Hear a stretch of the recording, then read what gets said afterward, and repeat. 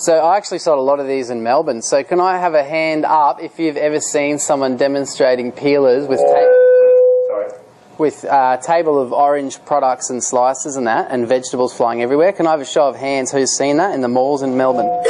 So half the people here have seen it. So we sold probably 100,000 of those. It was in Melbourne.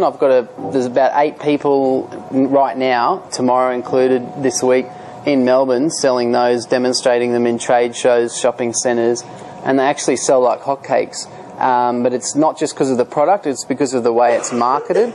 Obviously that's been around for like 70 years, the peeler, but it's the way that we obviously market the product. It's not actually the product itself. So how I started that, I just saw someone else doing it. Like, I didn't have the original idea to do it. I saw someone else doing it. I was actually in Adelaide, and I thought, I'll give that a try. So I worked for the guys that were selling it, and then I was selling it all right, and I said, I think I'll buy some of these from the middleman and get totally ripped off, which is okay to do a couple of times just to get yourself started in the business, and it builds your confidence. And I think the scariest decision at first was just the first $2,000 that you had to buy. It was like, I'm going to lose this money, I'm never going to see it again. It's only $2,000, but your first decision is the hardest. And then, I don't know why it was such a big decision, because we probably made $2,000 or $3,000 just in the first week, just me and a mate in a little shopping centre out back of Adelaide. And then we thought, hey, this actually works. So we got agents selling them all over Australia now. And the chamois as well. Can I have a hand raise if you've seen the chamois for sale in shopping centres around here? Yep, I probably sold you some of them. Some of you probably saw me in there. From time to time, I used to go in there a few years back. Obviously, I don't sell either of the products personally myself anymore, unless someone wants some training and I've got some time to do it. So I'll tell you that story about, Mum was looking for some work. She lives up here in Melbourne, and I said, give either of these 2 products a go. They sell really well. And the first day we did it at, I think it was Box Hill or somewhere, we were driving home and she's counting the cash, and it's like this big wad of cash like that, because you got some 50s and some 20s and everything. And she's going, are you sure this is legal? Are you sure this isn't illegal? Like, she doesn't know the laws, right? She thinks, surely you can't just set up shop and just start making cash. And I said, I was just obviously just pretending. I'm like, I'm not sure. And then just to freak her out, I yell out, Mum, cops. And so she throws the money in the car, and so there's like notes flying everywhere. So like when you first start, like, it is just a little bit daunting. You don't really know what you're doing. That's why it's good to have someone to kind of, I suppose, help you along the journey. I think most people that I talk to that are my friends and that, they go, oh, that's a great idea. And they look at me like they could never do it. And it's like, look, all you have to do is find the right product at the right price and then find the right people. It's not that difficult. I know a guy on the Gold Coast, right? He buys 10 motorbikes from China for $1,000 each, puts them in his garage, and just the same way you sell a car when you don't want your car anymore, he puts an ad on the internet, come and buy it, never used, brand new, as if he's got one to sell, brand new motorbike, never used. They get there and there's 10 in the garage, they pick one, they pay $4,000 for it, and he's just made $3,000 profit in just one sale in literally probably 1 hour on a Saturday morning, right? So that's, how much is that if you do that just one a week?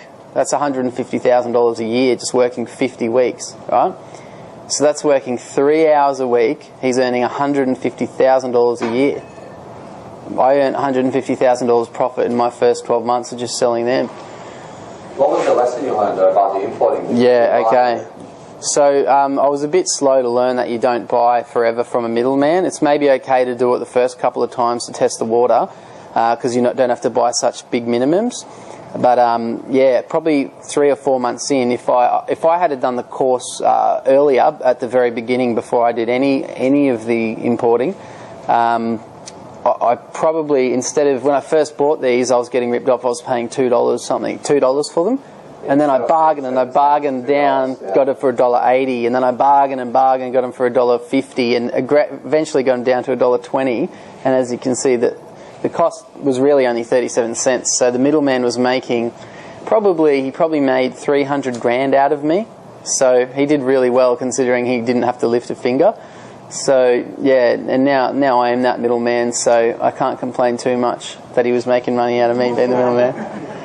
But yeah, the people, like one of the guys that started work with me has a real success story. He was 18, he was working in a video shop for $15 an hour in Adelaide. He now lives here in Melbourne. You'll see him in the shopping centres from time to time. And he's a bit taller than me. His name's Jed, and yeah, he wouldn't quit his job. I said, you've got to quit your job. I can't move you on to a better thing if you won't let go of the thing in your hand. Some people just, it's their security blanket and they won't let go of what they're doing because they've always done it. After a few months, he quit his job in the video shop, and he started selling both of these products with me, as well as the chamois, and he'd make $1,000 to $2,000 a day in sales, and then he'd get like $300 and he'd be over the moon happy because none of his mates are making $300 a day. And I get the $1,400 or whatever's left. And then he just bought a Porsche the other day. He picks me up, drives me around, like he feels like he owes me, so he's always doing favours, and he's my personal taxi now around Melbourne. So he's probably on about $200,000 a year, and he's got maybe a team of people like selling for him. So he doesn't technically have to do anything himself anymore, but obviously he wants to expand. He's pretty young. He's full of energy. Is that exciting? Potato peelers and chamois, right? $250,000 each. I'm going to get Fred up as well. Another gentleman, he actually lives in Melbourne. He said,